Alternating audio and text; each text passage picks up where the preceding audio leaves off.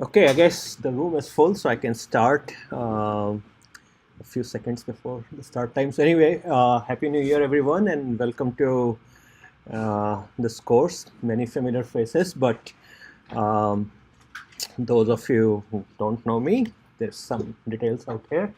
I've also listed some office hour information and all, but it's all on Piazza, which I'm using, and if you are enrolled, then you're also registered on Piazza, so you can um, follow the information out there.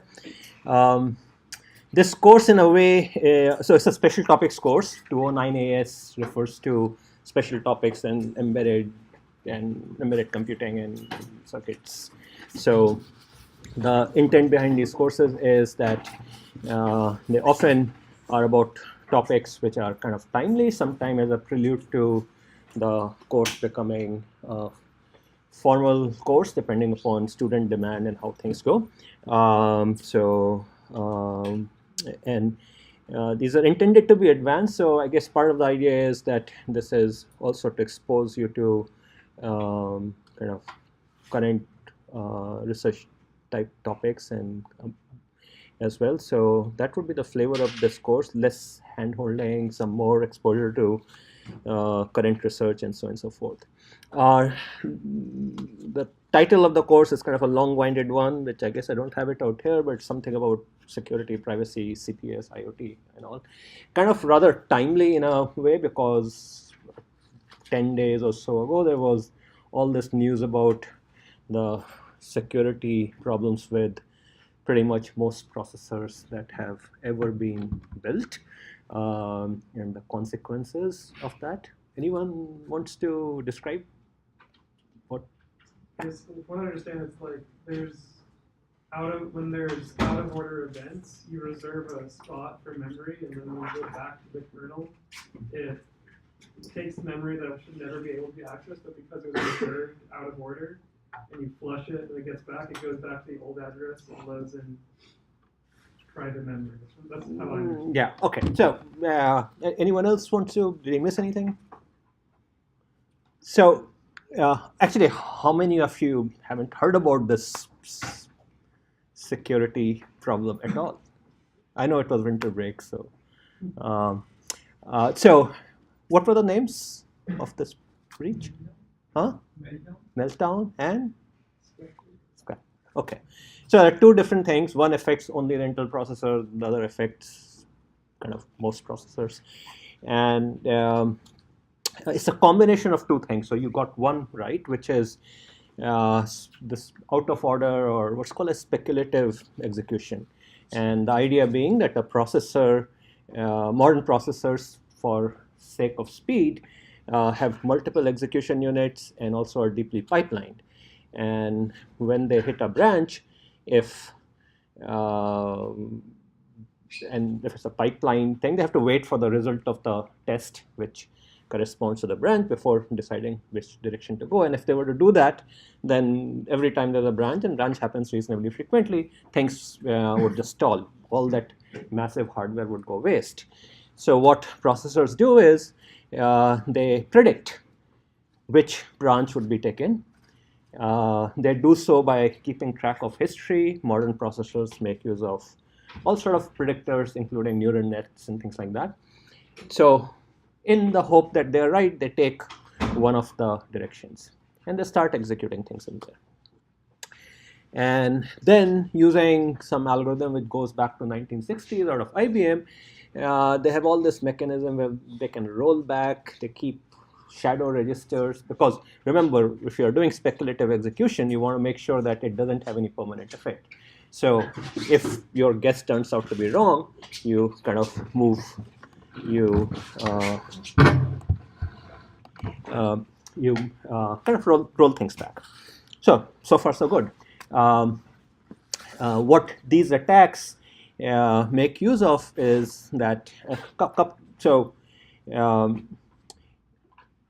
they arrange so that in that speculative direction they would get some values in the memory into the cache.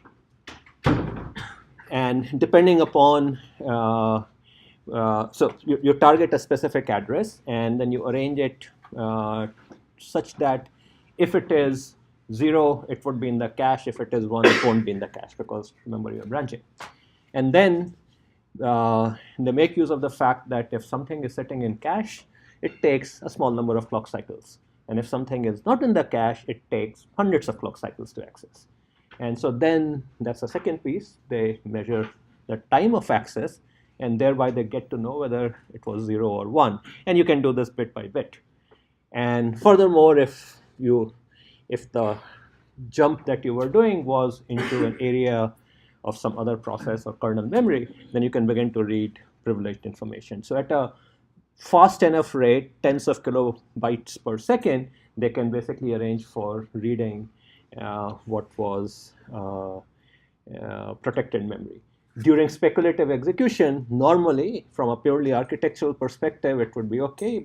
Even if it was privileged memory, it would roll back. But it leaves a side effect, namely time of access. And cache is not flushed, so you can probe that and figure out whether that secret was a 0 or a 1 or any particular bit. So that's how kind of things worked, and I guess if someone figured it out, they were obviously keeping it secret. But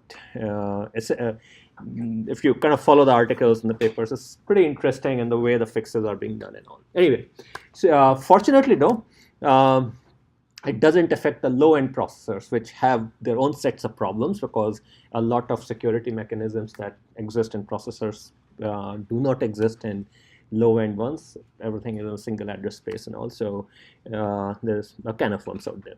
So in any case, what this course is about is security and privacy in context of Internet of Things, embedded systems, cyber physical systems, kind of that mix of stuff. Now, at one level, these systems, and which several courses at UCLA address, including 202A that I teach, and then Professor Kaiser's course, and some others, I guess in terms of application, a lot of applications are fundamentally about improving our safety, right? Health and building security and effective transportation and things like that. What this course is really kind of the flip side, which is these very same systems are also presenting some challenges to our safety as well. And fundamentally, kind of two things which is happening. So firstly, in normal computing systems, when they get hacked because of bugs in software and things like that, then the effect is usually just on the software side, right? I mean, bits get corrupted or bits get stolen and things like that. And then perhaps there is a long-drawn impact on your life or economics and all. But in these systems, when they're controlling whatever, your car or robots or things like that, the effect often is an immediate physical impact. And so it's the security issues kind of jump this cyber physical boundary. So it could be faulty medicine being given, or shock to the heart, or the car crashing, or things like that, right? I mean, so that's one aspect. And the other one, which also turns out, and you'll see both in my introductory lecture as well as later in the course, which is there are also ways in which you can manipulate the physical world and then affect the state of the software, and then in turn have that corrupted software state affect the action the system is taking. And what I mean by that is, normally when we think of physical security, we kind of think of someone taking a hammer and destroying the hardware or stuff like that. But you could also intelligently manipulate physical signals which are being read by the software, because these are systems with sensors, and then that incorrectly read value affects the state of the software, and then in turn causes the software to go berserk. So like, for example, I can arrange the control software in a drone to run into problems, for example. So that's one. The other thing is also, since these things are measuring stuff about us, so they're obviously they're capturing information that may be sensitive. in many instances. So there's a whole bunch of issues which come up, and like with much of security, much of privacy, these are not entirely just technical problems. And there's a whole milieu of policy and what is socially acceptable and those kind of issues which come into play. Also, your mechanisms might be great, but user interfaces might be lousy, and therefore things don't get effectively used. So a whole bunch of stuff which sort of comes in, and they get particularly amplified in these systems because they're often resource limited and kind of they're numerous. So unlike whatever 2 or 3 major operating systems for desktops and laptops, you have kind of gazillion different things floating around in this space. So what this course is going to be about very broadly is looking at how to make IoT and CPS that are safe in the presence of adversaries. And there are kind of two sides to this coin. There is a security aspect, and then there is a privacy aspect, and we're going to touch upon those, both of them. There's a, I guess, since a new course, so I'm still sort of playing around with the set of topics I would cover and all, but as of now, the intention is I want to spend some time on what kind of new attack opportunities exist in these systems, because that in itself is pretty interesting. I think to be good at designing defense mechanism, you have to learn how to be a good attacker and kind of get into the shoes of the adversary. I'm also going to spend some time on standard security basics, perhaps a lecture and a half, mostly because I want the course to be self-contained. I also realize we're sitting in an ECE department where traditionally security is not taught at undergrad level, so I expect relatively few of you would have that background, and kind of those of you filled out the form, I think there were hardly 2 or 3 students who came with that background. I'm going to spend some time looking at so-called side channels, because they become particularly important in CPS and IoT. And by side channels, what we mean is instead of the front door of software being buggy and then kind of exploiting it, you're looking at breaking into the software, either extracting information or affecting the state of software through physical channels.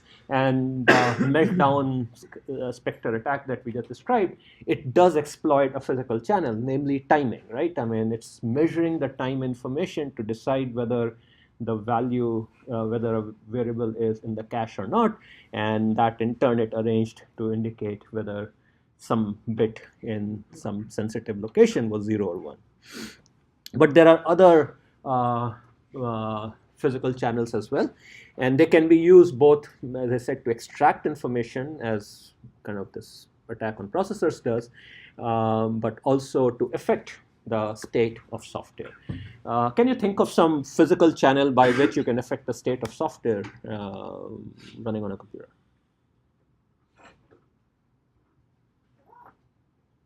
Any thoughts? Heat. Okay, so in what manner? Yeah, sure.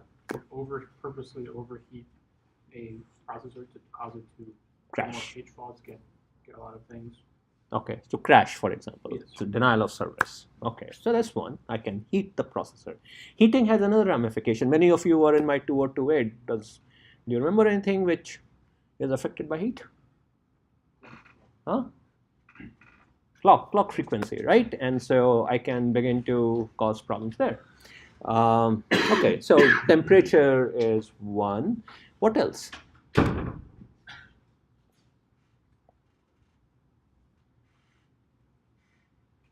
What kind of physical things affect computing hardware and therefore in turn perhaps cause errors or stuff like that? Fluctuations in electricity. Fluctuations in electricity, sure, if it is plugged in, then that would be. And I guess a more sort of well-known setting would be electromagnetic pulses, so-called EMP attacks. Okay, so you could do that. A lot of our computers depend upon magnetic media or magnetic phenomenon. In fact, both kind of hard drives and all, but also MRAMs, which are kind of magnetic RAMs which rely on. So you can again manipulate the magnetic field to seek to affect the state of a running computer. So there are and you can imagine kind of others. There are and the idea is that either we directly affect the state of some stored bit or error rate of some computation, or we inject false information, right? If the system is reading some sensor value, then by affecting the value being read by the sensor, then we can cause the software to take a different path through its logic. So that's the concept of side channels.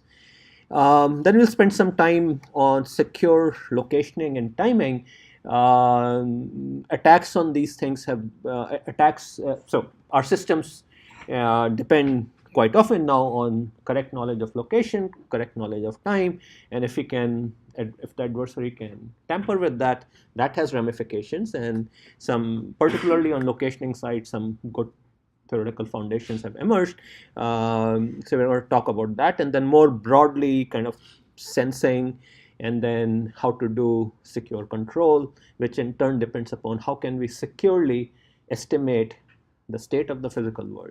And when we say securely, unlike normal situation, I mean in EE we are used to designing systems which work in presence of noise, but kind of the difference between noise and adversary is that adversary is out to get you, right? You have to imagine the worst case. So you have to assume it knows things that you cannot just pretend to be secret, knows your algorithm, stuff like that.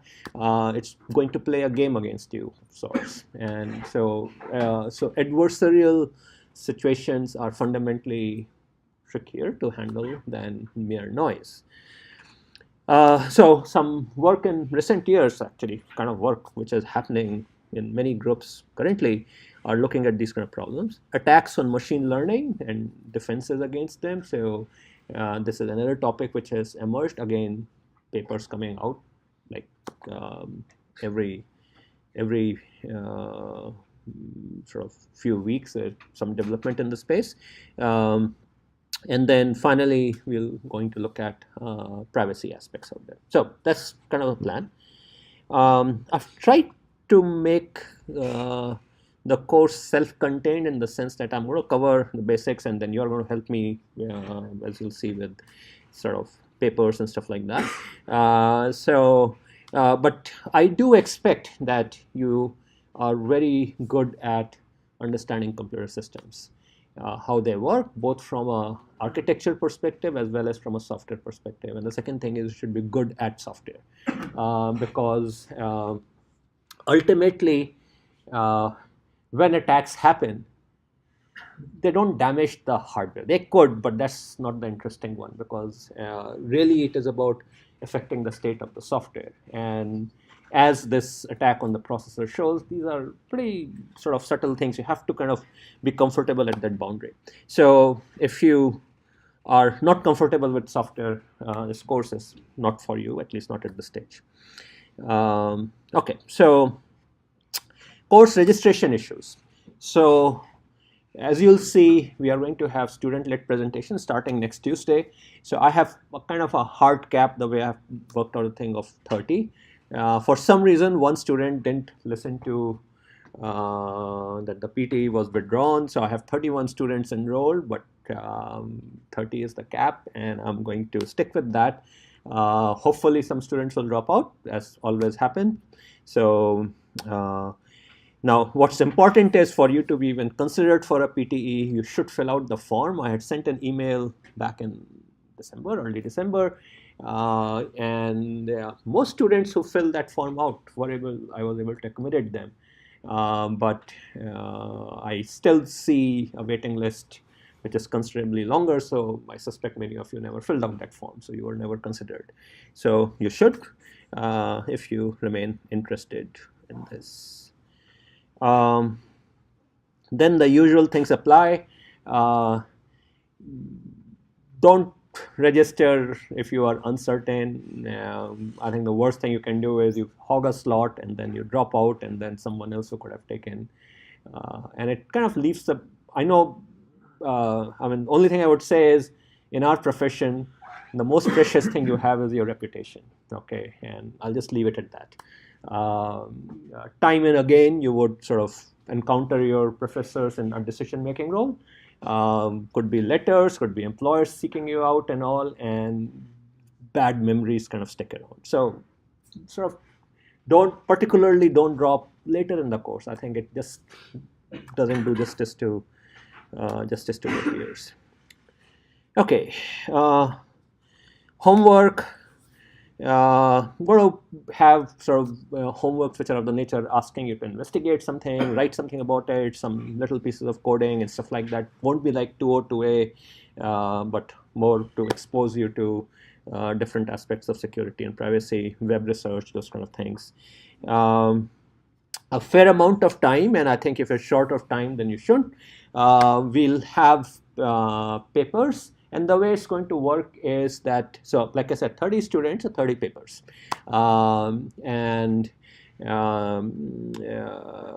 Paper discussion would be led by one of the students, but everyone has to read the paper, and everyone has to prepare a review of the paper.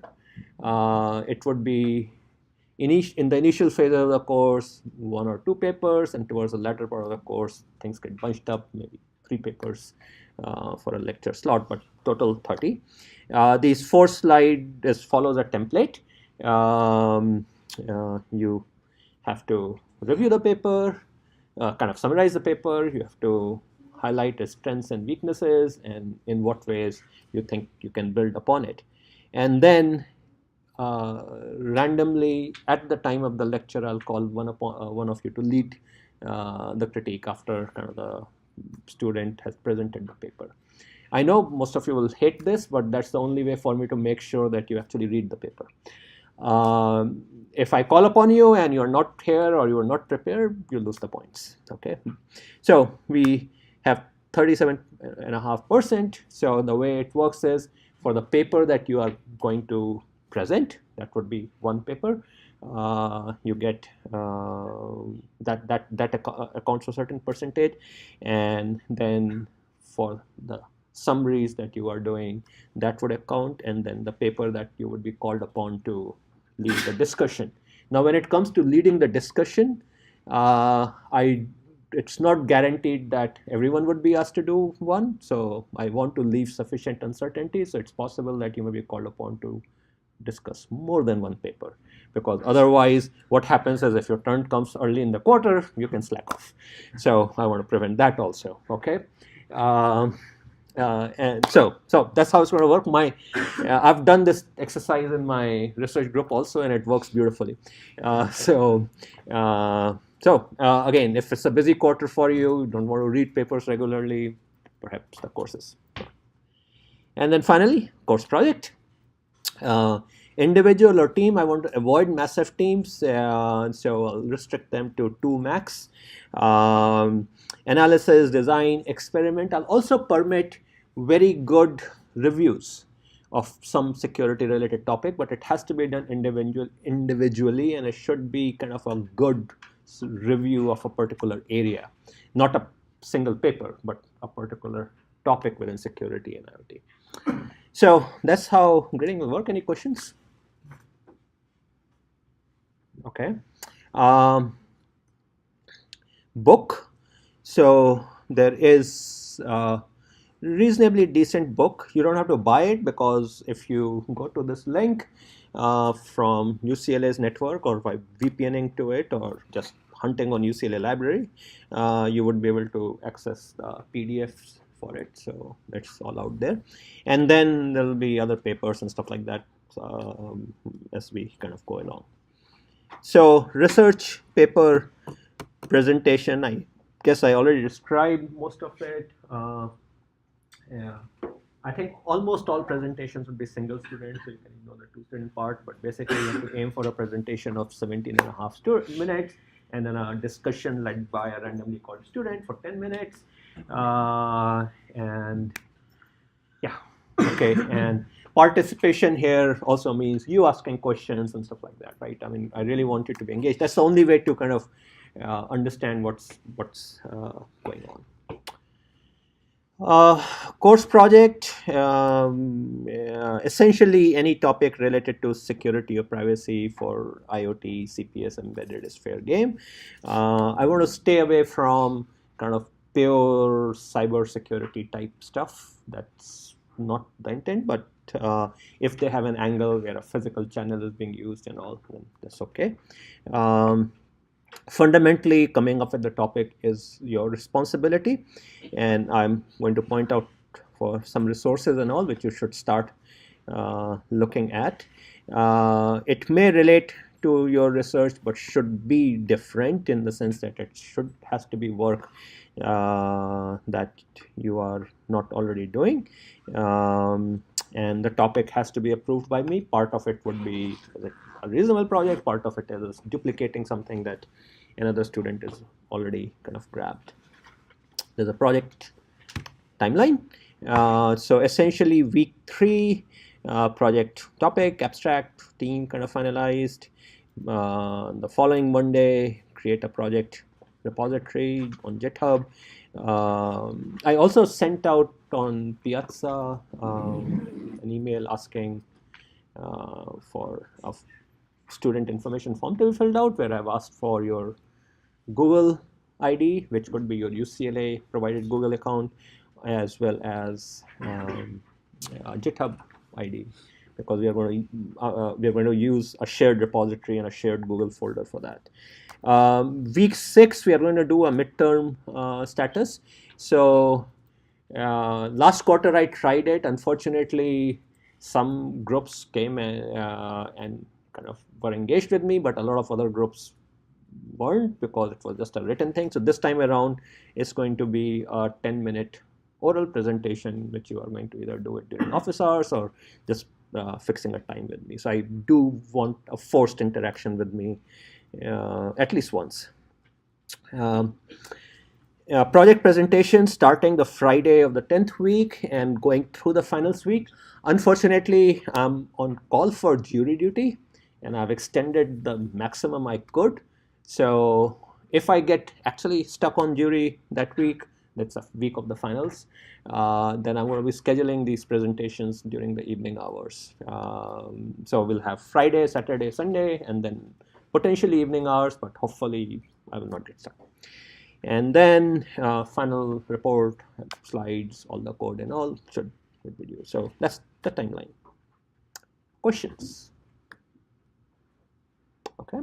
And the project score itself is decomposed. Hopefully it adds up to 100. Yeah, it does. So various aspects. Yeah, fishing for project ideas. So I think a couple of since security and privacy are kind of pretty active topics, so it's nice in a way that when you go to conferences, there are a lot of beginning papers, that kind of idea papers or an attack paper or very timely papers. So unlike more mature areas of research where kind of deep theory and those kind of things, here the papers tend to be often very accessible. So I've listed kind of the major conferences. The first 3 or 4 are kind of tier 1 conferences, and the next ones are kind of the tier 2 conferences. Now, some of these conferences, actually most of these conferences, are broad security and privacy conferences. So you should seek out papers which relate to IoT, CPS. Sometimes I'll just say in the title, sometimes you would, by a reasonable interpretation of the title, something about autonomous vehicles or drones or stuff like that. They would be your smart homes and things like that. They belong to the topic out here. Usually they constitute a small fraction of these conferences, because a lot of these conferences also work on encryption and network security and stuff like that. There are journals as well, but I've not listed them because in computing areas, journals tend to be kind of behind times, so to say. So top work appears at these conferences. Then also you'll find security-oriented papers in IoT CPS focused conferences, and I've listed some of those out here. These are kind of the top ones. And then finally, most of these conferences tend to have co-located workshops, and sometimes there are interesting early stage sort of papers there. So good exercise for you might simply be to go through, let's say, recent 2 or 3 years, just scan through the title. If something kind of strikes you, look at the abstract, kind of You don't have to read the papers, kind of winnow the list down and find something which is interesting. The other thing that I find very useful is to visit the top research groups. And I've kind of given the list out there of people, security researchers who are very active in this IoT CPS related security space. Of course, they do some other work also, but these are the ones who tend to be kind of dominant in this space. There's actually one conference which I missed out here, something called CHCs, which is hardware security focused thing. So if you Google for CHES, you would encounter that as well. Okay, so and then come and talk with me. I would have some project ideas also, but what again I kind of realized from recent course offerings is that kind of almost everyone was just picking topics that I was handing out and otherwise waiting. So this time around, I'll not hand out any topics. You come and talk to me in discussion, then ideas will come up. But you'll not get a list of project topics to work off because I want you to put that effort in. Okay. Some resources for the project. So actually, nice thing is a lot of people like to hack, as in break things and defend against it. So there are good software, hardware tools out there.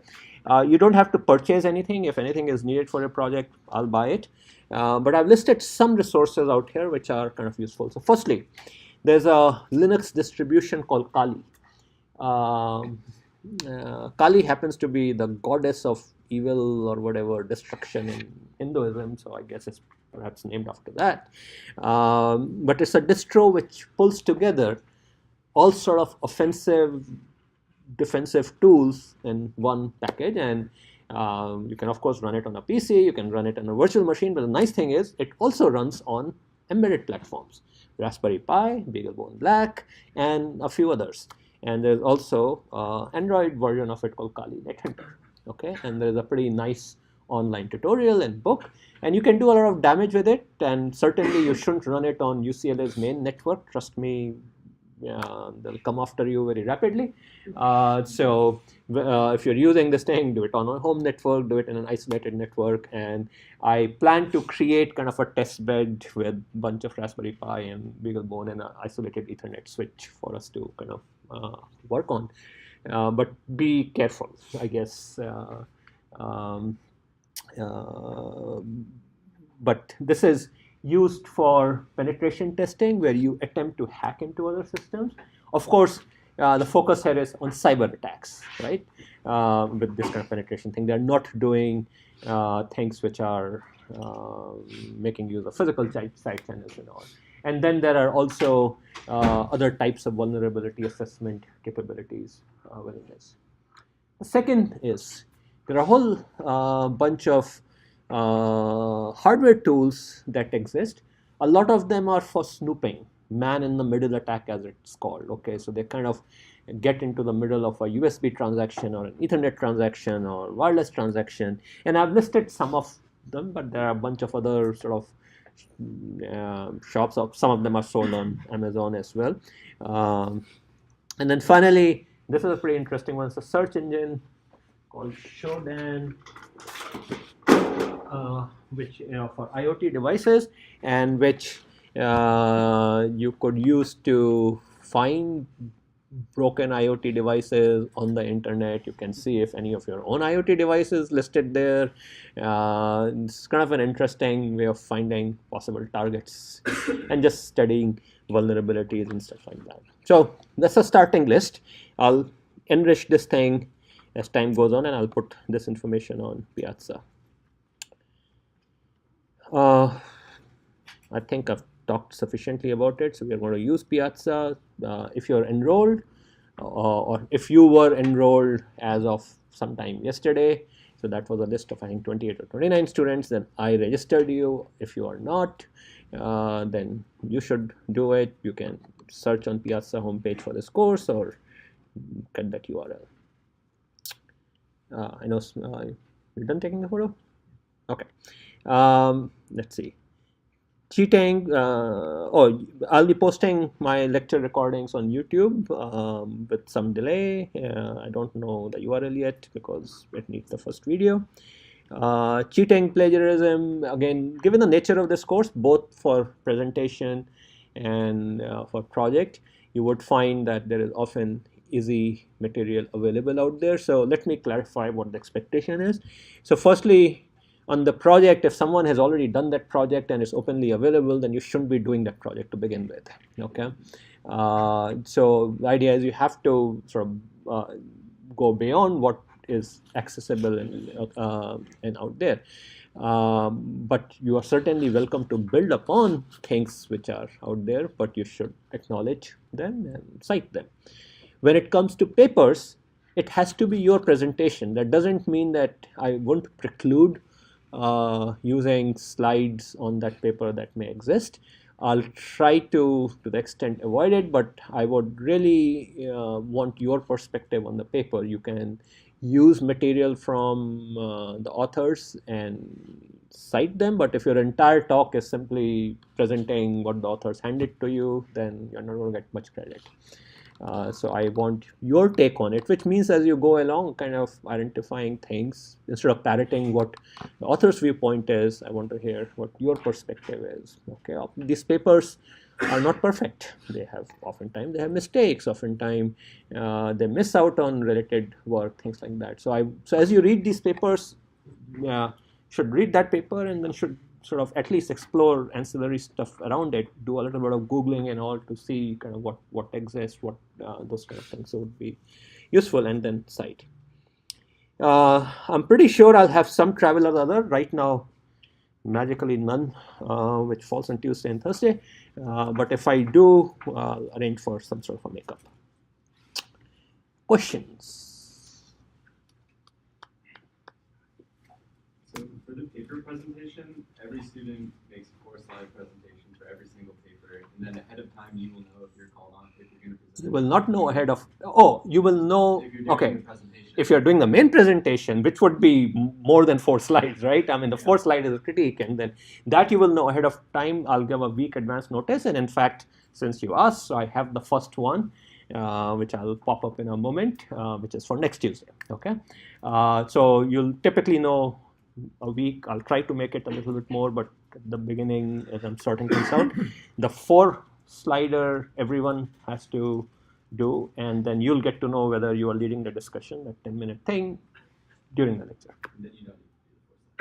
No, like I said, you can be called upon 2 times in the course. No, I mean like if you're doing the main presentation, you just turn it on. Oh yeah. It would be pretty unusual to do. Okay. Any other question? Okay, so let me go over the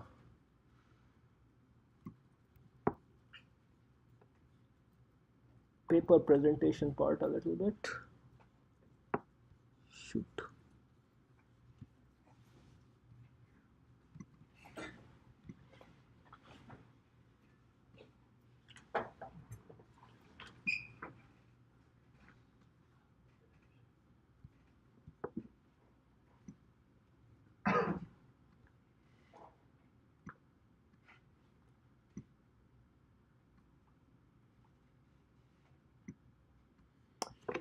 Okay, so the way things are going to work is the following.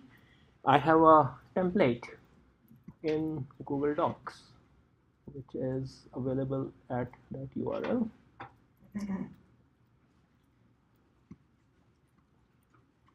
Okay, and I want you to do that 4 review slides within Google Doc by filling this out. So there's a title slide, there's a summary slide, strong points, weaker points, future directions, and summary. Okay, and then what I want you to do is, so there's a template. Now you're going to put your review in a folder that I'm going to share with you, 1 per student, and that's why I've asked for your Google ID information on that form. You are going to name this thing according to the following syntax. It's kind of hard to read out here, but I've kind of listed the date is due and the paper title so that I can kind of distinguish. So that's the template. So do not upload PDFs and all. You just have to fill this one out. Okay. And again, I'm not 100% sure if there would be any permission issues. I think if the folder is shared, then I would be able to look at everything in it. But just in case, if we hit some snafus, we'll sort of deal with it.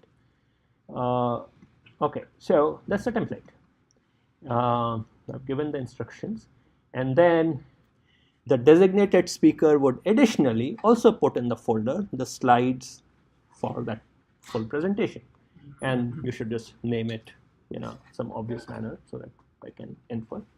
That presentation could be in whatever manner you want, but I do suggest that certainly put a PDF because oftentimes PowerPoint across PC and Mac have problems. We are going to use my laptop for projecting.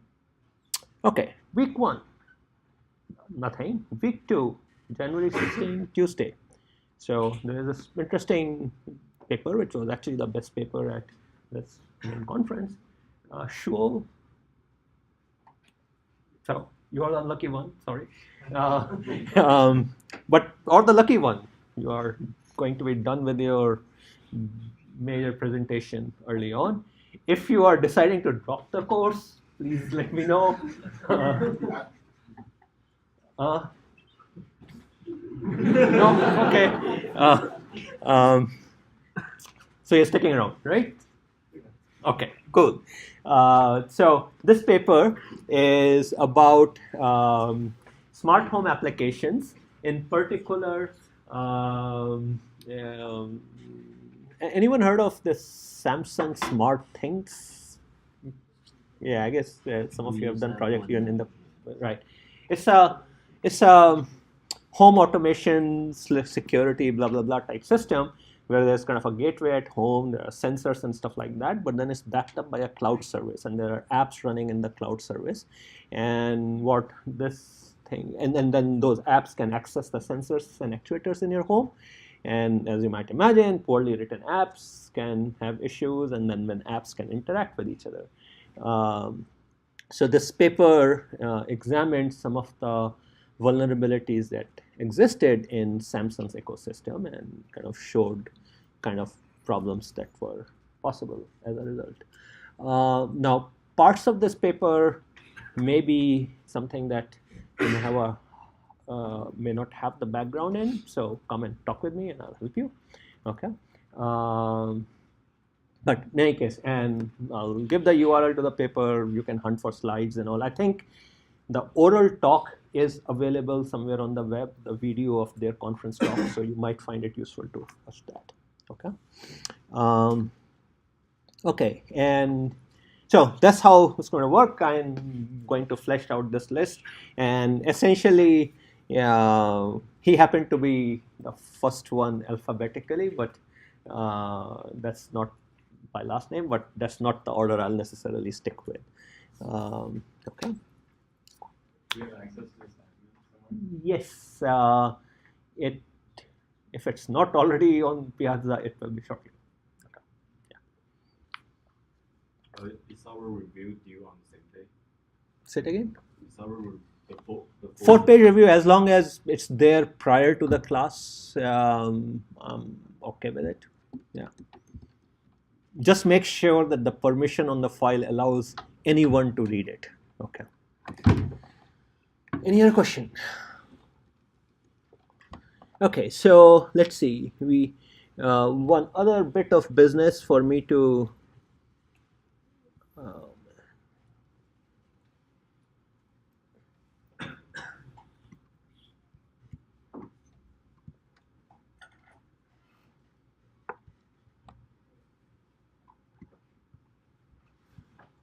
okay.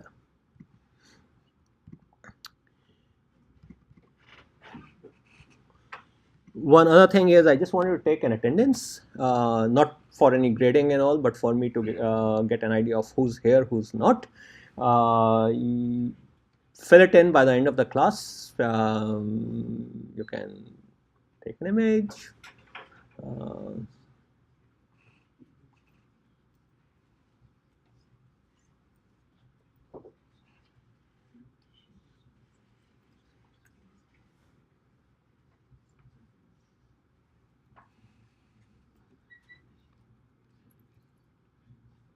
Says it's not accepting. Yeah. Says what? It's not accepting responses.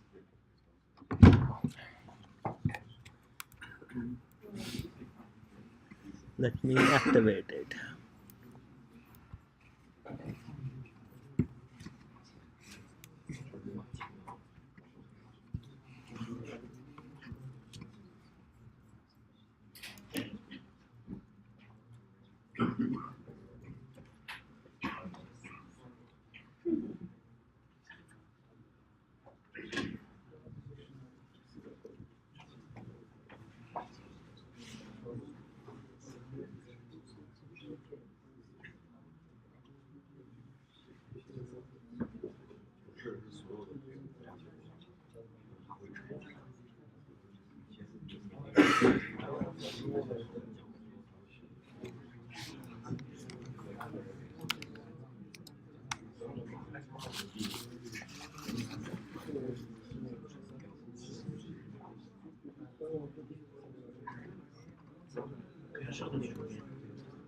Yeah, I'll just first let me make sure I activate the link.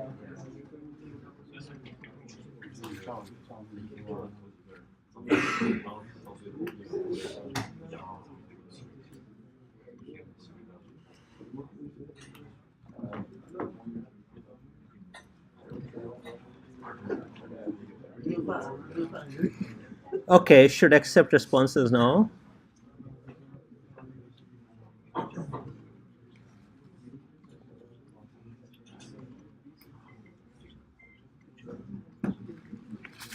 Okay, try again.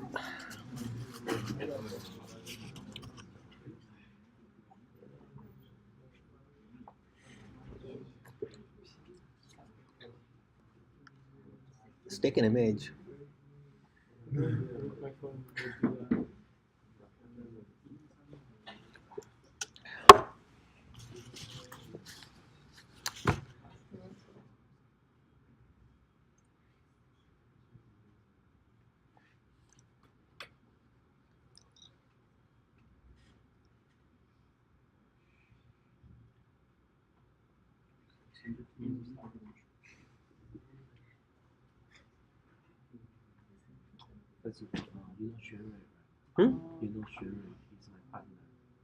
Hmm? Yeah, he sent me an email.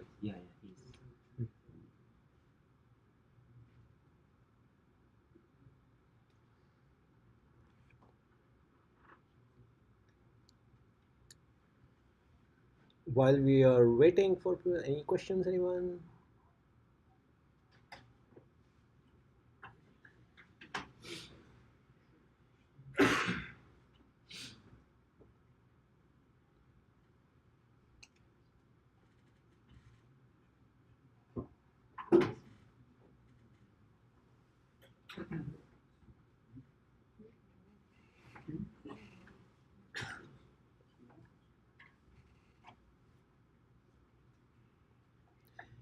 So to discuss project ideas, you obviously can come during office hours, but also drop me a note on Piazza, private note to set up times. This week there is also EE prelims, so most of my Friday is short. But anyone taking prelims from the class? No one. Okay. Oh, okay. One person. Good luck. Uh, but Thursday is pretty open, it seems, as of now. So earlier in the day or even Thursday after the class might be a good time. And then, of course, next week.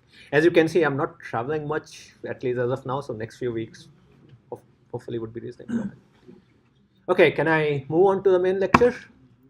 Anyone still? Okay.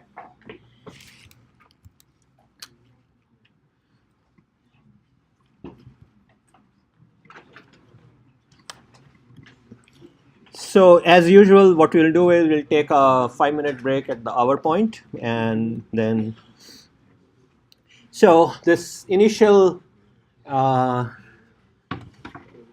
lecture is intended as kind of an overview of uh, security privacy related issues with a little bit of glimpse into kind of some of the approaches, defense mechanisms as well, and of course by no means is it exhaustive. The field is just way too enormous to kind of do it. So let's start by sort of what are the elements of a CPS system. You encountered this thing in 202A as well. And if you haven't, it's kind of reasonably straightforward. So basically, we are looking at systems where there are sensors of some form. Oftentimes, the sensors themselves may be separate little embedded devices whose sole role in life is to sense. And sometimes they may be built into kind of a bigger system. Their actuators could range from something which unlocks the door at your home to brake in your car to this thing, so robot arm or a water valve or whatever. And then there is some sort of decision making logic, which is the controller. And in EE, we grow up with kind of a very simplistic view of controllers, PID controllers and things like that. But in reality, the term really is about any sort of a decision-making logic. And nowadays, often it is sensory information feeds into some machine learning type algorithms, and then from that you make some inferences, and then you feed it into some decision-making logic, which could be in itself some complicated AI type policy making engine, and then you take an action. Okay, so more complicated systems like when your car decides to brake or stuff like that, they are obviously not simple PID type controllers. There's a lot more going on. And then I guess there are three terms that sort of get thrown around in this field quite a bit. There is embedded system, and kind of in some senses you can loosely say that this is kind of one single node. The cyber physical system is when I'm looking at that system in conjunction with the physical world, and for our purposes that matters because attacks can come from the physical side, and obviously we are looking at attacks which then have some physical ramification. And then finally, IoT refers to when these things are interconnected over a network, and therefore vulnerabilities that arise to the network also have a role out here. We already saw these two slides, I'm going to skip them. So if you follow news, sort of the frequent news items which relate back to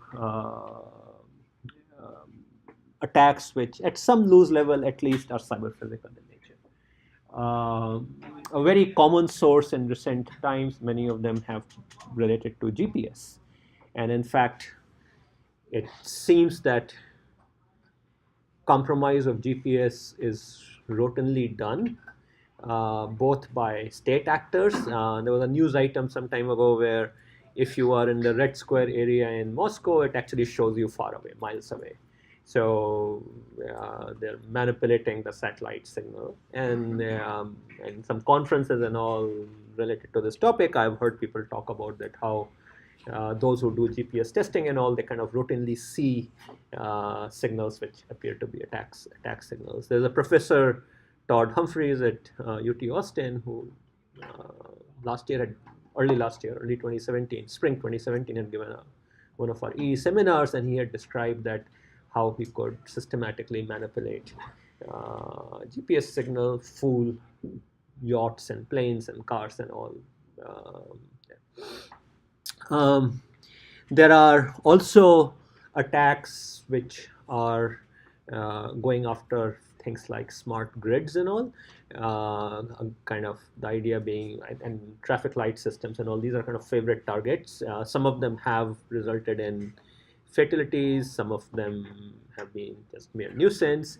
One which had gained a lot of attention was attack on Ukraine's power system. As you know, in recent years, Ukraine and Russia have been at sort of both hot and cold war with each other. So that's been a topic. Cars are another favorite targets. Both kind of standard vehicles which are now increasingly connected, as well as these sensor-rich autonomous vehicles where the sensors are kind of often not very robust against attacks. There are also problems that often arise because key technologies that embedded systems and IoT and CPS depend upon are often buggy. So some time back there was some stuff about that how vulnerabilities in the Bluetooth stack can be used to propagate certain kind of malware and all involving Fitbit. So there are these kind of things.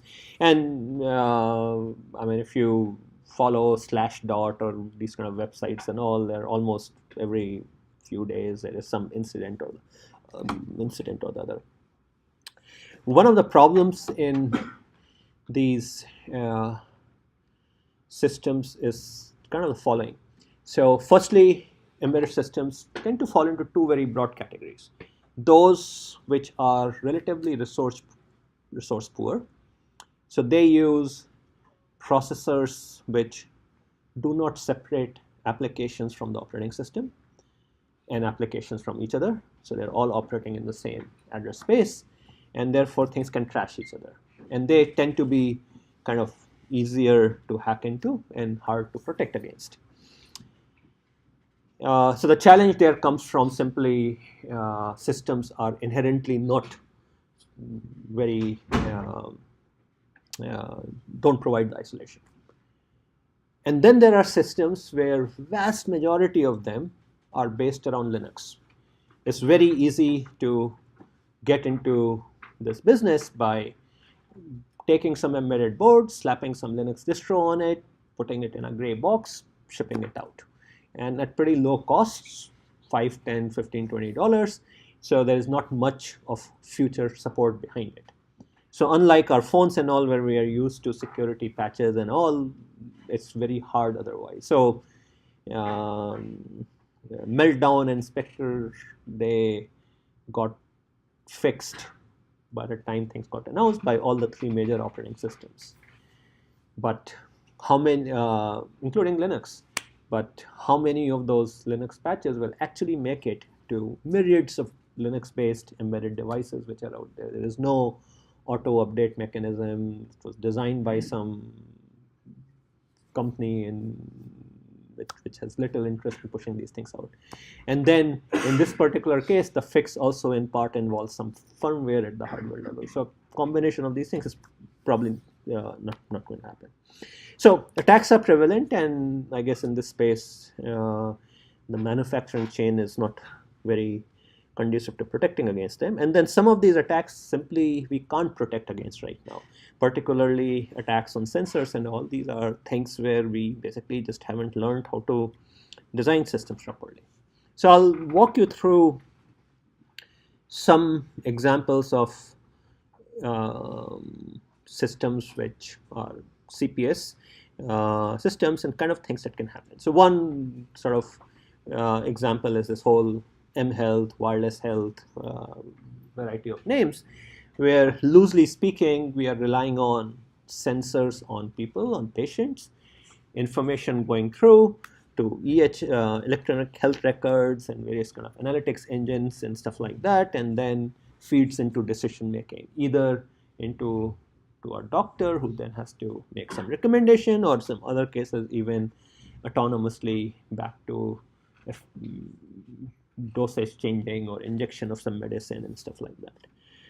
So what's happening is that our medical system, which was entirely hospital based, entirely kind of hospital controlled network and devices, to one where we are relying a lot on things which are bring your own device or kind of devices outside the control. And meanwhile, if we are using our phones and all as part of this system, then there are also other apps and they're running on it, and therefore potentially malware which is interacting. A lot of third-party software is coming into the mix as well.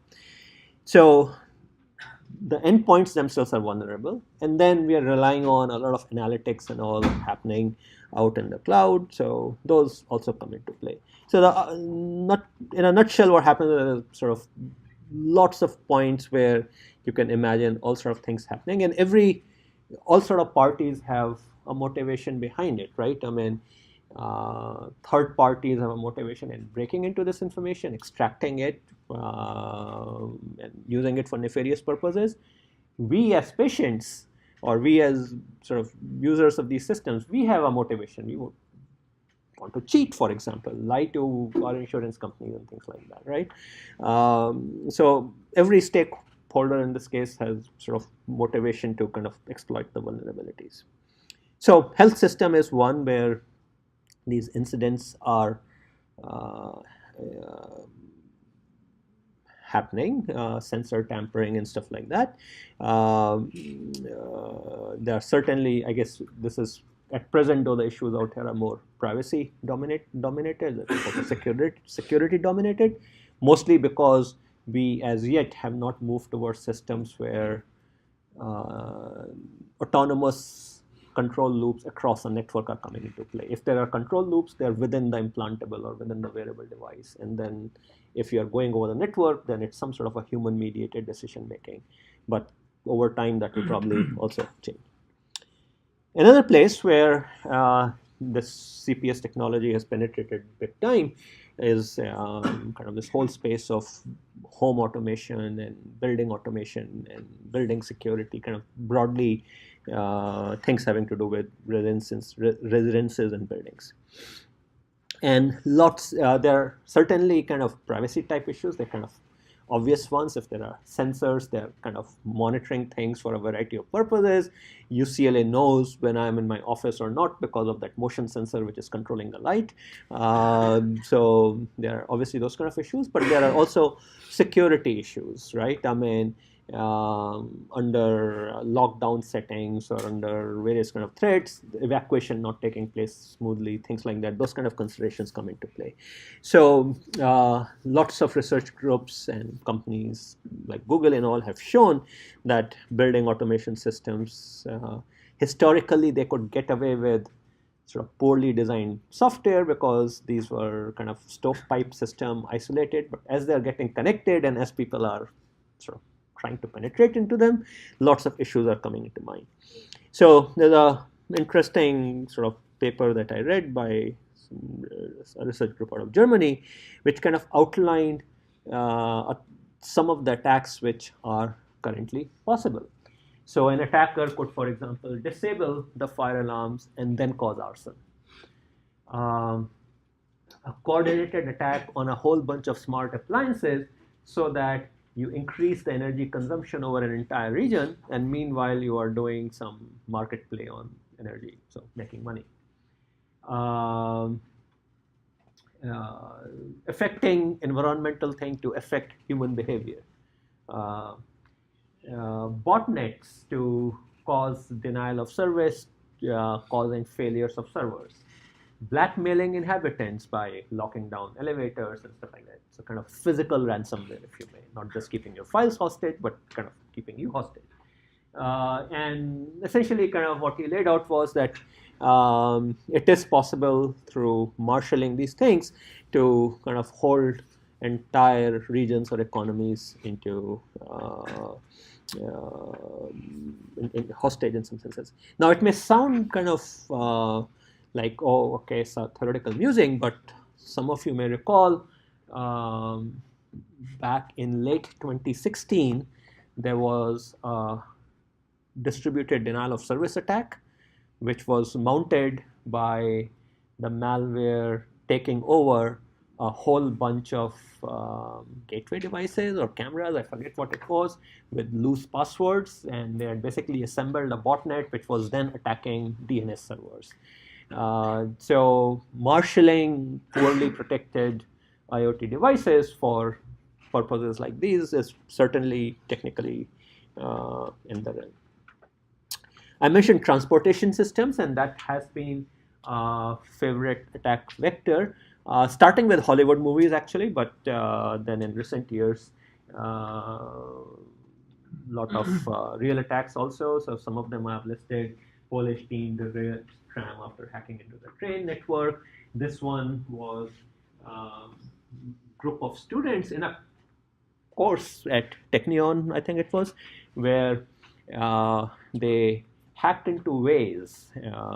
So the way Waze works is it gets location information from our phones to then develop a map of traffic in an urban region, and then it uses that to guide other users through that space. So what these guys did was they basically ran a whole bunch of fake Android devices using the emulator that Google provides, and essentially pretended that or caused Waze to believe that there was a traffic jam on a road segment when there was none. So kind of manipulating thing. And then, of course, after this was revealed, Waze kind of put some protections against that. Let's see, hacking, other kind of things. So it turned out that there's a company out of Berkeley, which I don't think I have it on the slide, but they make those sensors which are embedded into the roads, and when your car goes over it, it detects that, and then that is used to drive the traffic light. And it turned out those little sensors, they had a pretty weak protocol for updating the firmware, essentially common password, unprotected. Some hacking expert kind of figured it out, and then there were a few 100,000 of these devices all over the world buried under asphalt, which were basically vulnerable. So these kind of things are happening. Manipulation of digital road signs, kind of getting traffic go differently. All this kind of stuff. This is happening. And then on the cars themselves, sort of this notion that by manipulating the signals that the car sensor is relying on can be used to give the car a false illusion of what is happening around it. So the term which is used is this notion of situational awareness. It's used by military, but kind of the general idea is an autonomous system knowing what's going around in its space. And almost all these sensors that you see out here, we can fool them, right? So GPS, the way you kind of fool these things is by basically having satellite emulators. Okay, one dirty thing about GPS is that it was designed in 70s and 80s where it was not believed that people would attempt to hack it, so the signal is not cryptographically signed. Nowadays, we know how to create a digital bit stream which is attested, but in that case, it's not. Ultrasound. All you need to do is to have an ultrasound transmitter, right? I mean, and you can do all kind of other things. So ultrasound sensors are used by vehicles to measure distance to objects, and you can kind of manipulate that signal to give an illusion of the car being farther away than it is, and therefore cause problems. Many cars, they rely on the ultrasound sensor for example, for the blind spot detection system. Okay, so you can mess with that and give a cause unsafe lane changes. Cameras can be jammed for sure easily, but also other ways you can sort of begin to manipulate them. Millimeter wave radar, LiDAR, all of these things have been shown. A part of the reason is because the signals they send out are unprotected, as in they are not cryptographically signed, or there's no secret in them. So basically, a typical attack would be you kind of intervene, stop the signal, and then inject your own signal. So all these things can be done. So do people want a break? Yes? No? Yes? Okay, let's do a 5-minute break. That's a logical point. So.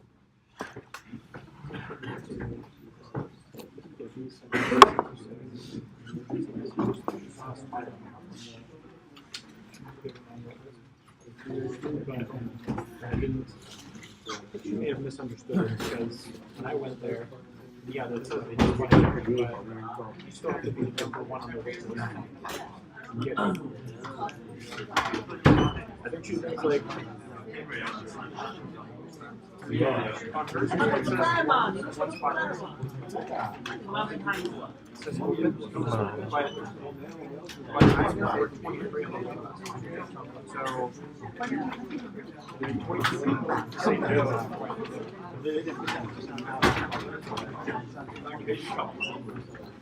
Professor, so I had reached out to last time, your graduate advisor about the courses being included, and I asked, you said you would let Rio know electronically. I haven't. Yeah. Okay. Yeah, because Can you send me another reminder? Yeah, sure. Because it's very tough to plan my courses around, and there are no relevant courses in embedded So look, the department doesn't promise that anyone would have any particular focus. So I think you just have to figure it out. figure it out. I think Professor Chapik might be teaching one on cognitive networks or something. That might be. I mean, usually, I know. There'll be nothing from me or Kaiser or Ankur, but there might be from Puni Sutta and Chapik, and certainly perhaps courses in mobile and all CS side. Okay. So I will let you know. Are you in the course here? Yes, I am. Yeah, just send me an email.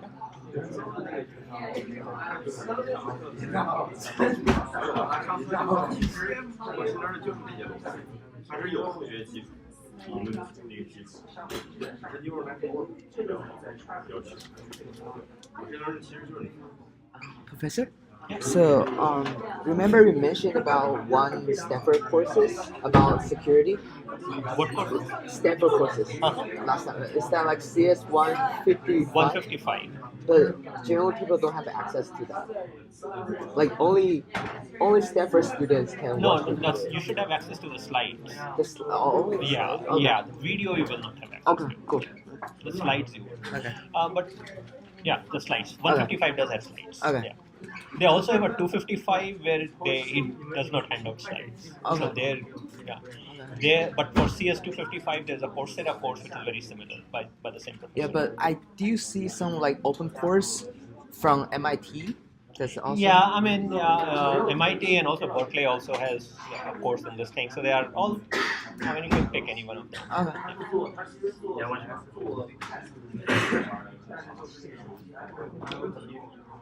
Is there any requirement for hardware-based class? I mean, not that you have to put in. No.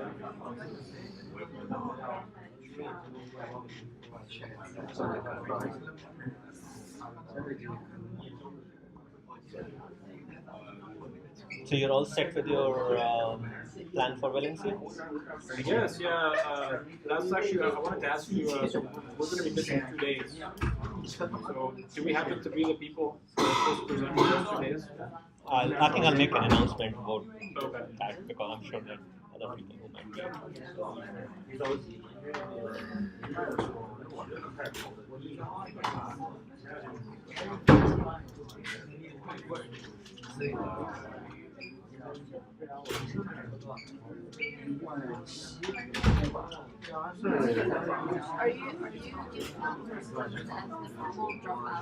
Am I giving out what? Yeah.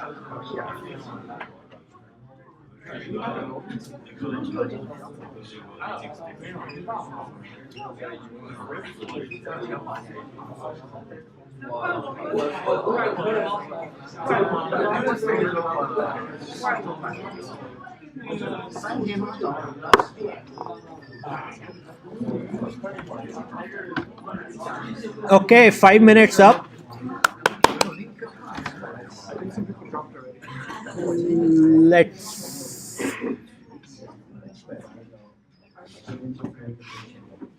Okay, so one thing I wanted to mention is the following. I do realize that some of you may have professional obligations. By that I mean conference presentation or other research related travel that you may have to do. In which case, let me know so that I don't schedule you during that period, and that's a valid excuse that I would accept. Okay, so just wanted to mention that. So basically that means I'll not assign you the paper for that meeting, and you still have to do the 4-slide review, but obviously you will not get called upon because you won't be here. So just let me know, but it has to be sort of, again, a valid professional excuse. So okay, so what we saw were some examples of kind of issues that occur in some different spaces.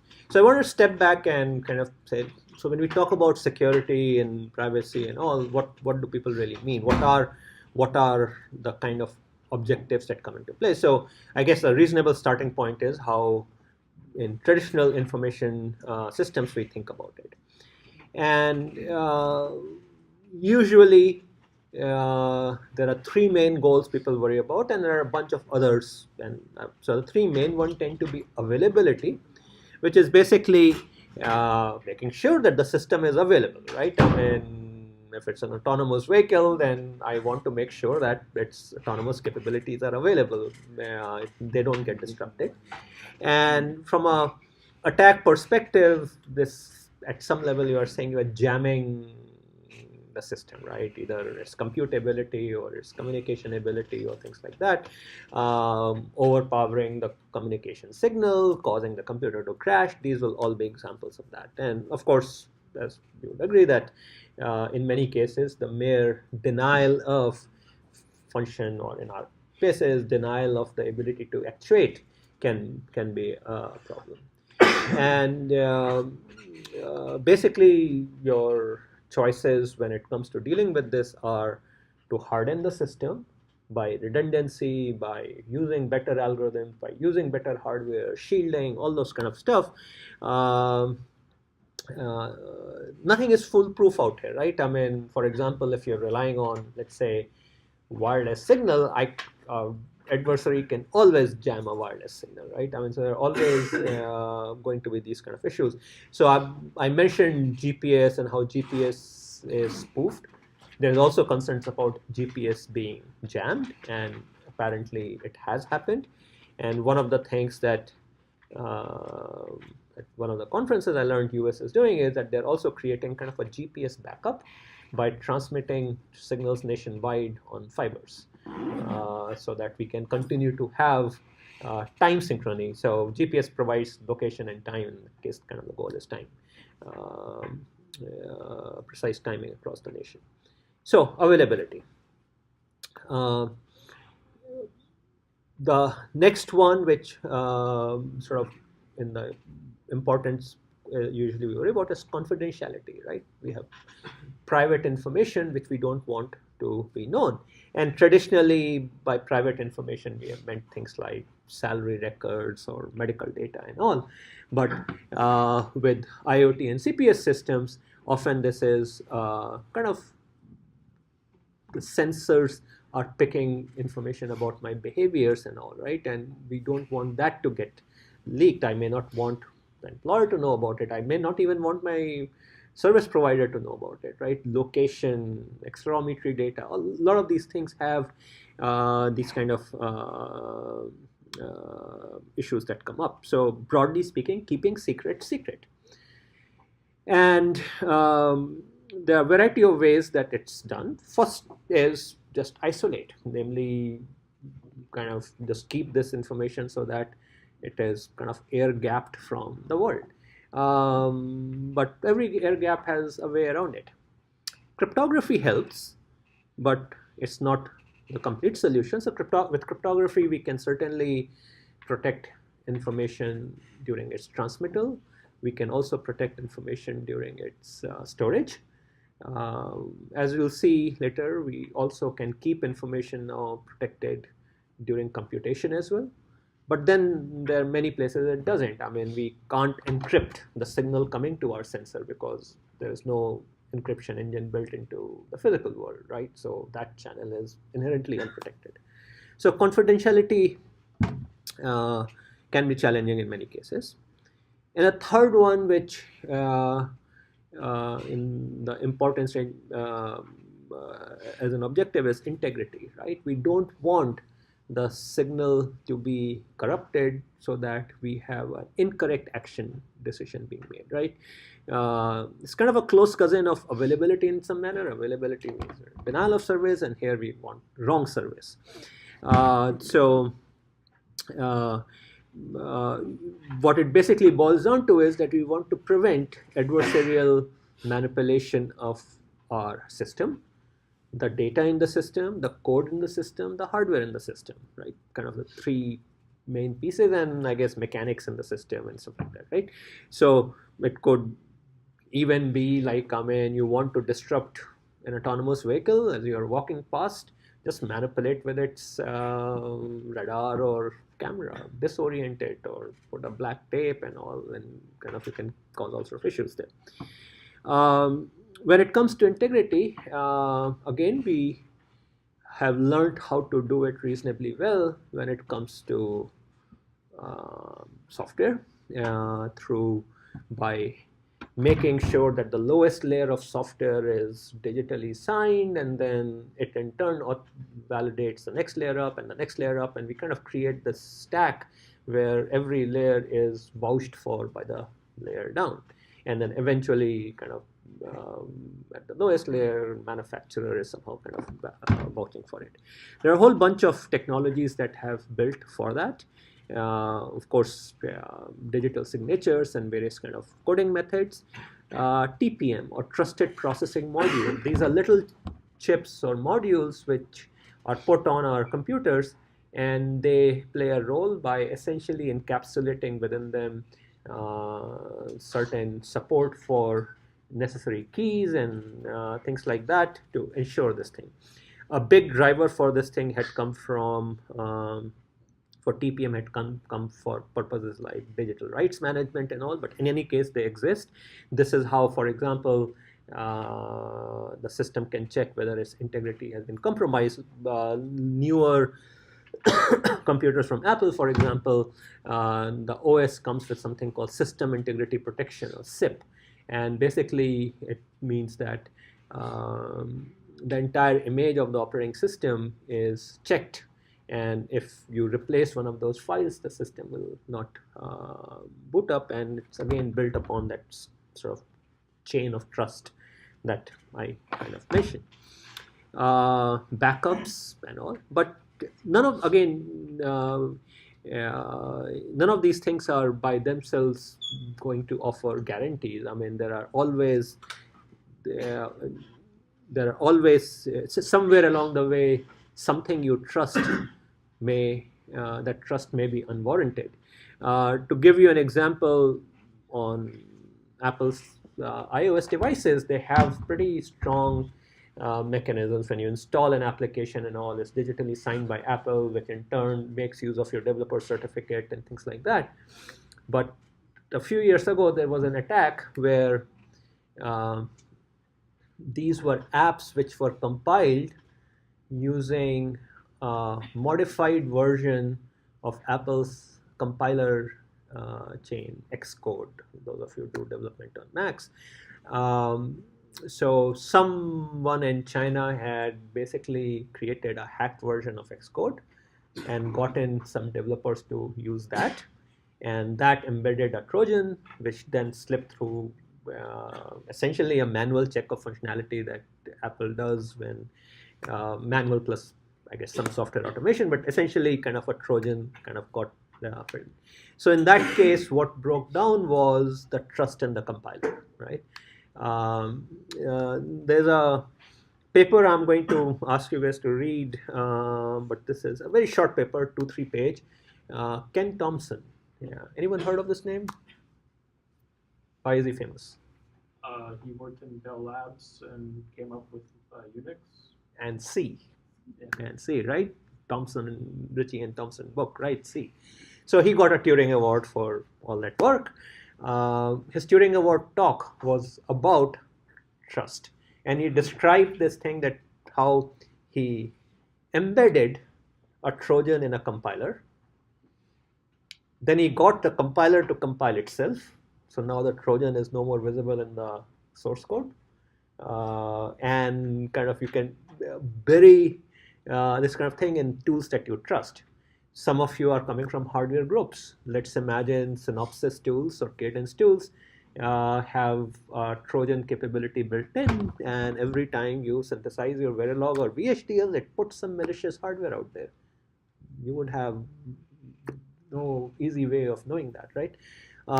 So fundamentally, all these solutions rely on trust and redundancy and cryptography. These are some of the tools we have. One very important thing is that crypto is just one of the things, and by in itself, it's not a complete solution. There are other goals that I have listed out here. They are equally important, depending upon the setting. So authentication, we want to give access to the system only to people who have, only to the person who's supposed to have it. So part of the thing is we therefore need to do access control, and we need to do authenticate the identity. And identity authentication is not easy. We again rely on kind of trust again out here. And the way in our modern system it works is with this public key infrastructure. Anyone knows what this public key infrastructure is? Digital certificates, have you used it? No? No one? When you go to a website, how do you know it's a true website? Or not someone pretending to be that one? SSL certificate. So what is an SSL certificate? The author of the site, I think, creates a certificate and signs it with common provider. Right. So you create a certificate which is signed by someone trusted.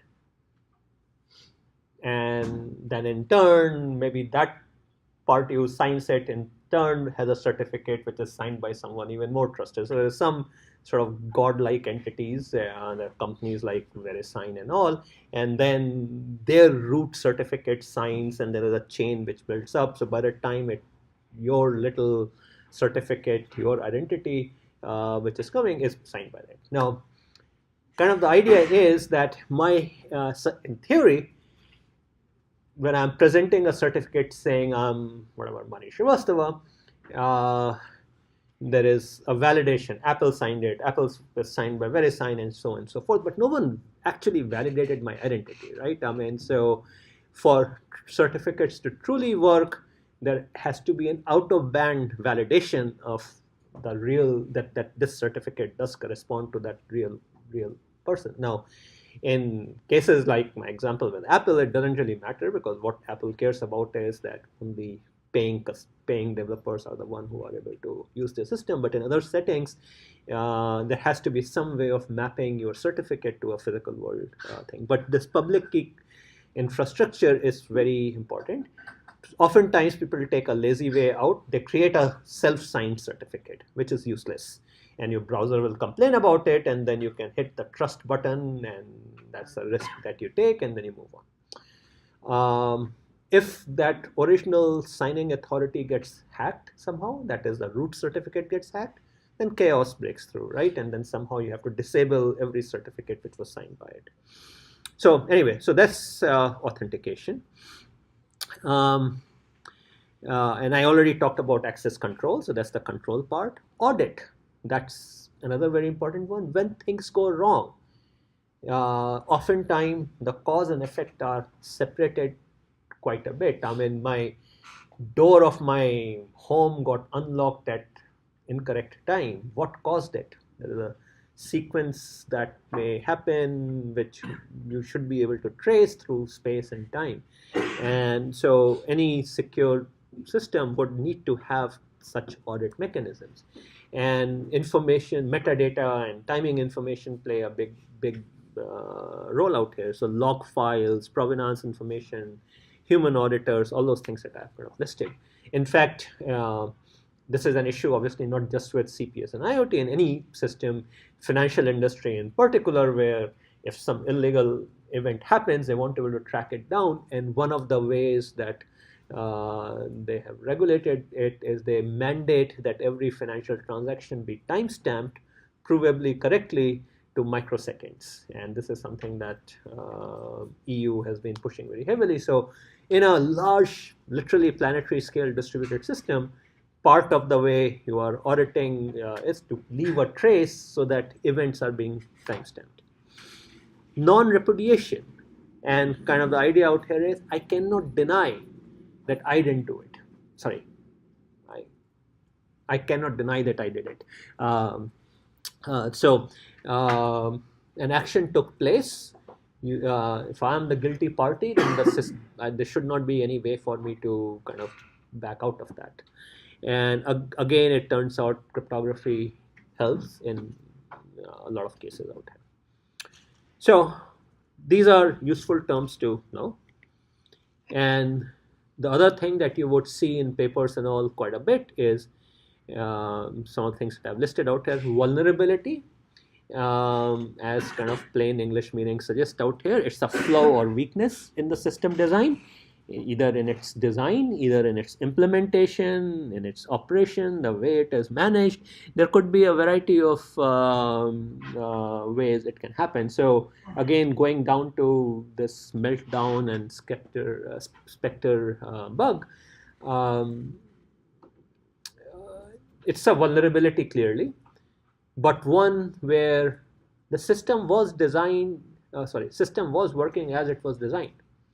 In fact, it meets all the architectural specification. The problem is that at a microarchitecture level, where this timing stuff because of the cache comes into play, the vulnerability was overlooked. So in this case, the bug wasn't that Intel intended to design, had the correct design. The design itself was flawed. Threat basically refers to any situation where the vulnerability can be exploited and can then in turn lead to any violation of any of those objectives that I previously mentioned. Attack is an intentional exploitation of the vulnerabilities. Adversary is the entity who does it, and I guess there is a close connection here with trust, in the sense that for any system to operate, you would have to trust some entities, and then if those entities turn adversarial, then it is referred to as an insider attack because they're exploiting that trust that was placed on them. And then countermeasure is a defense mechanism that sort of acts against these things. So some useful terms. Now, traditionally, when people talked about attacks, there were cyber attacks and there were physical attacks. And cyber attacks would cause leakage or corruption of bits, code bits, data bits, and physical attack would cause some damage to the physical infrastructure of the system. It could be someone damaging with a hammer or irradiating with an EMP pulse and causing the electronics to fuse, and so on and so forth. What makes things interesting is with IoT and CPSs that we have attacks which you could call are cyber physical attacks and physical cyber attacks. And kind of the subtle distinction which some people draw between the two is the following. Cyber physical attacks are attacks which happened in the cyber world, but then cause the software to then take some action which causes damage or some other things in the physical world. So it could be the software in your car being compromised, resulting in whatever forward collision warning system failing and your car crashing. Okay, so in that case, the compromise happened through some network or software update or whatnot, but the damage was physical. Physical cyber is an attack which originates in the physical space, but then affects the software state, and then either results in a cyber vulnerability or back to a physical vulnerability, right? So my examples of spoofing a sensor signal and all fall into this category. By successfully feeding in a malformed sensor signal, I am affecting the state of the software, and that in turn can have ramifications. So an example, which is from that book, with the following, that I can compromise medical implants and these kind of things, where the attack may, this is a cyber physical attack, where attack may happen from the cyber side, but then may have a physical ramification, like perhaps incorrect regulation of some medical system, for example. So attacks that bridge this cyber and physical spaces are becoming important. And on the cyber physical side, you can think of various things which are happening on the cyber side and possible physical impact that may exist from that. So for example, if on the cyber side we have a breach of confidentiality, then that can in turn lead to breach of physical privacy. So for an example out here would be someone hacking into, let's say, that Samsung SmartThings system, and therefore getting access to occupancy information about my home, and then exploiting that. Breach of data or system integrity. So if the code or the data gets compromised, that can have lots of ramifications. Firstly, that can lead to, again, physical privacy issues, but it can also lead to unauthorized actuation. So like, for example, the lock of my home being opened at an incorrect time, incorrect actuation happening, delayed actuation, and prevented actuation. These are all kind of related with each other, but they are different. So prevented actuation would be, can anyone give me an example? Bad things are happening because I prevented an actuation from taking place. Not opening the door of an elevator, for example. Yeah. Delayed actuation. Some example? The fire alarms late. Fire alarms late, or okay, and then incorrect actuation. Move the car to the left instead of right, or whatever, something like that, right? Okay, so these are kind of things. So in recent years, I mean, since this issue has sort of these security of CPS systems have received a fair bit of attention. So there is this national agency called NIST, National Institute of Standards and something, and so they came out with kind of a report on broadly CPS, but a big part on it was of CPS security and stuff like that. And they kind of classified their view, and I've kind of just reproduced their figure from their thing. They kind of say that, look, this whole thing is an interplay of safety, reliability, resilience, privacy, and kind of the cyber security. Cyber security is one part of the overall issue out here. And then the other dimension, which was kind of interesting, is they view the system as having three components. The cyber side, this is kind of like software, digital hardware, and all. There's the analog side, and then finally there's the physical side. And any one of these things we could tamper with and then affect the other. So they kind of view it as a three-tier thing. I guess for purposes of this course, I'm going to stick with this two things, cyber and physical, okay, and kind of just deal at that level. So in particular, then I'm going to focus on the issue of safety, but you could say I'm kind of subsuming reliability, resilience, and all. Okay, so let's start with what a safe CPS and a safe IoT would mean. So I'm adopting some definition from David Coates, who's a researcher at Dartmouth, and he says A system is safe if it does not create undue risk of harm to people, organization, or infrastructure. All three are important, right? I mean, in this thing. And the risks may create because either the design was erroneous, or implementation was erroneous, or configuration was erroneous, like I misconfigured the rules on firewall of my network, or maybe due to failures in mechanical or electrical infrastructure. And as a result, individuals may be harmed, and this harm can be variety one. It could be actual physical harm, but it could also be financial, it could be reputational, right? Someone saying I went to a place where I didn't go to and that place is shitty, that can affect my reputation, or that I met someone and these kind of things, right? So all these are important. Organizations may face similar kind of financial and reputational harm. Infrastructure may suffer physical harm, so this could range from the electronics and mechanics of your system to kind of city scale or planetary scale infrastructure.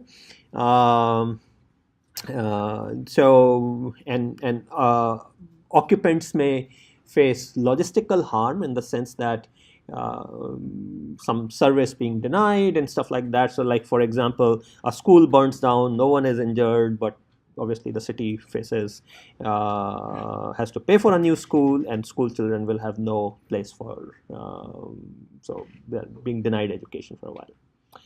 So there are two components of safety and that one has to worry about. At least these are two essential components, not sufficient. There is the security angle and there is a privacy angle. The other thing to sort of keep in mind is that there are a variety of adversaries, and sometimes you may not think about them. So when we think of adversaries, our mindset is, oh, some hacker or state actor which is out to get to the system, and that's certainly true. There might be remote third parties who are seeking to cause harm to people, to things, to organizations, to environments, but there are other possible adversaries also. Manufacturer of things, right? They may violate privacy of owners or occupants. And this is why, for example, oftentimes companies ban products like, for example, Huawei, which is a major Chinese networking manufacturer. US doesn't use its infrastructure, its equipment, even though arguably it is as good quality in terms of functions and cost as, let's say, Cisco's, but because of the adversarial relationship between China and US, and you don't want countries' network infrastructure being held hostage at times of, let's say, wars and all. So manufacturer may not be trusted. There are, in recent years, there has been huge concerns in this country that the chips being made are being made again in countries in the Far East where we may not entirely trust. And so again, quite a bit of efforts both in detecting that a chip has been compromised, that is some sort of a malware has been buried in hardware, as well as designing a more robust chain in the manufacturing process. So for example, one of the ways that they approached it was chips are made using multiple layers, each one of them having a mask. So you farm it out to different manufacturers and you have redundancy of manufacturers at each layer, and then you assemble a chip by a random composition of that. So now the adversary statistically would not be able to hack into the chain. Another example of manufacturer not being trusted is something which has been in news lately. This Russian company called Kaspersky Software or something like that, which is the antivirus, right? Yeah, and there is a lot of concern that they had been exfiltrating information from American computers and servers of Russian government, right? So that's been the owner or operator of the thing, right? There are plenty of cases of this. You may have heard of these kind of things like in a whatever owner of a restaurant puts a camera in a bathroom or stuff like that, right? I mean, these kind of things where the owner of a space or the owner of a thing may use it to violate privacy of others, or potentially even cause and then cause damage, reputational damage in others. And then finally, the occupants or users of a system, right? They may attack the system, sometimes out of pure malice and whatever. There are people who just kind of like to cause damage and all. So don't think of adversaries just as this kind of hacker coming in. It could be manufacturer, it could be users, it could be owner, all of them. And when you're designing a system, you have to think about all these possible attack vectors. Okay, so let's dive into the security perspective a little bit. So when we think of the kind of systems that we are interested in, the CPS, IoT and all, one way you can think about it is kind of generically like the following, that I have some physical systems, could be humans, could be a smart home, whatnot. We monitor them using sensors. We seek to affect their state using actuators. And these devices, and then through some sort of a network or interconnection, we talk to controllers. In kind of simple systems, maybe this is a single computer and the network is nothing but the PCI bus of your computer or something like that. But more generally, it could be perhaps even the internet or some local area network.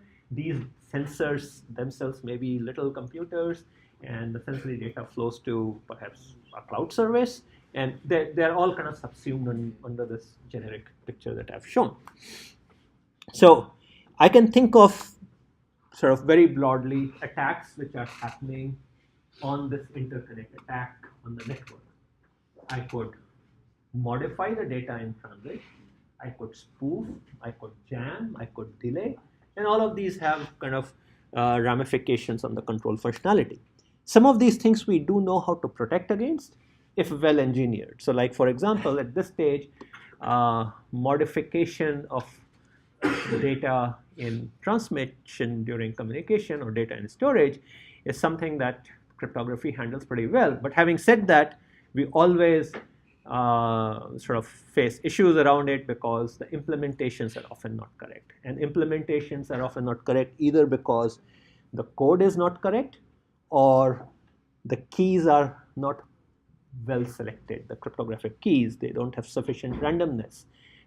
Weaknesses in the random number generator can lead to patterns which can be exploited. Spoofing has to do with being able to authenticate, so and not being able to clone things. Jamming is often very hard. I mean, if there is a network, every network has a way of getting jammed. Okay, so your only way around it is what? How can you get around jamming? What's the thing in your arsenal? Backup, redundancy, right? I mean, and redundant things where the assumption you're going to make is an attacker is not omnipotent in some way, cannot be everywhere, or maybe it cannot listen in every frequency. It has some sort of a bound. Delay attacks are pretty tricky because by delaying things, you can affect things like time synchronization and all, and which can then begin to have an effect on the functionality of the system. And then there are attacks on the nodes, either attacks on the controller or the sensor or kind of at the interfaces. Unauthorized access, so that you can disrupt, corrupt, snoop. Generally speaking, they make use of some bug in hardware or software to then result in an escalation of privilege, an application getting privilege of an operating system, or one person getting privilege of another person, and so on and so forth. Dislocation, sensor being moved at an incorrect location, so it's measuring things the way it is supposed to measure, it's measuring at the wrong place. Sybil attacks. Anyone knows what Sybil is? Cloning, right? So basically, I have sensor nodes, and then the adversary goes and clones them and puts additional ones. And how do I know that this one? And this refers to a challenge that IoT CPS face quite a bit, which is we have so many devices out there that I cannot conceivably have a very good scalable system to assign individual keys to them. And if something gets broken, how do I revoke the keys, right? So cryptographic solution out here do face a challenge at how do I get those secrets with them, and we'll sort of talk about it a bit later in the course. Spoofing sensor signal, I've already mentioned it several. Corrupting actuator signals.